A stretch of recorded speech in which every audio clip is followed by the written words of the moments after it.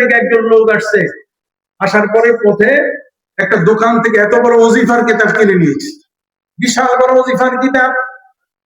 উনি মনে করছে হুজুরের দরবারে যাব, আমরা যেমন আগে পরীক্ষা দিছি, পরীক্ষার প্রশ্নপত্র দাগাই দিত স্যাররা, উনি আমাদেরকে আমলটা দাগাই দিবেন আর সে আমল করবো।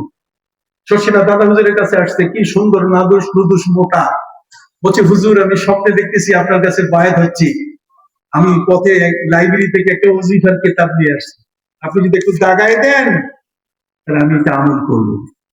হুজুর বলছেন শোনো, এই বইটা এটা যারা MA পাস করছে, টাইটেল পাস করছে ওদের জন্য, তোমার জন্য না। বলছে তাহলে আমার জন্য কিছু আমল দিবেন না? আমার জন্য আমল দেন। শশীনাথ দাদা হুজুরকে বলে আমল দিয়ে দিলেন যে তুমি কাজ করবে একটা, প্রথম তোমার কাজ যেটা সেটা হলো মসজিদে যত মুসল্লি জুতা রেখে মসজিদে নামাজের ভিতরে যায়, নামাজ পড়তে যায়, ওই মুসল্লিদের জুতা সোজা করবা।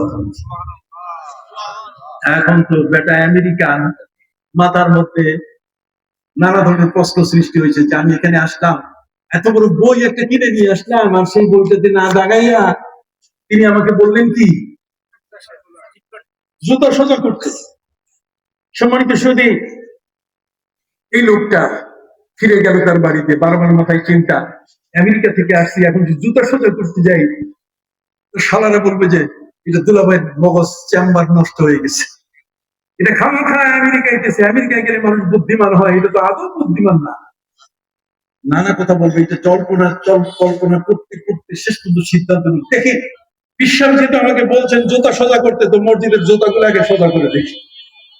যখনই সোজা করা শুরু করছে, হাত দিয়েছে, হাতে হাতে বাইর থেকে আওয়াজ চলে আসলো, রে থামো, তোমার স্বার্থ সিদ্ধি হয়ে গেছে, তুমি এই সবকে পাশ করে গেছো, তার কারণ মিটা দে তু আপনি হস্তি কো, कर कुछ होना चाहे कि दाना खाक से मिलकर कभी गुले गुलजार हो जाता है, যদি বীজ মাটির সাথে না মেশানো হয় তাহলে কোনোদিন সেখানে গাছ হবে না।